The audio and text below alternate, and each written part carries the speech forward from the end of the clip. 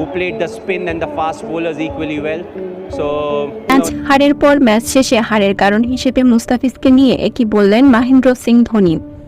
কেমন বল করলেন মুস্তাফিজ, বিস্তারিত জানুন পুরো ভিডিওতে। টসে হেরে প্রথমে ব্যাটিংয়ের শুরু থেকে চেন্নাই সুপার কিংস ভালো করতে না পারলেও শিবম ডুবে এবং গায়কোয়াড়ের দুর্দান্ত ব্যাটিংয়ে ম্যাচে ফেরে চেন্নাই। ঝড়ো ব্যাটিংয়ে 64 রান করেন শিবম ডুবে। অপরদিকে সেঞ্চুরি করে দলকে সামনে থেকে নেতৃত্ব দেন ঋতুরাজ গায়কোয়াড়। সব মিলিয়ে 20 ওভার শেষে 210 রান সংগ্রহ করে চেন্নাই।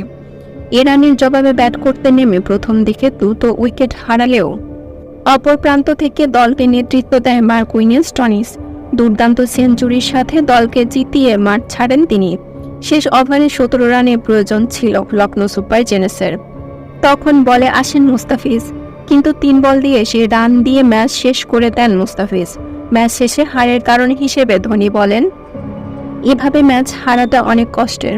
ব্যাটাররা যথেষ্ট পরিমাণ রান করেছিল, তাতে বলারদের এমন বাজে পারফরমেন্সে আমি খুবই হতাশ হলাম।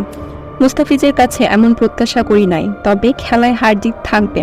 আমরা পরবর্তী ম্যাচে আরও শক্তিশালী হয়ে মাঠে ফিরব।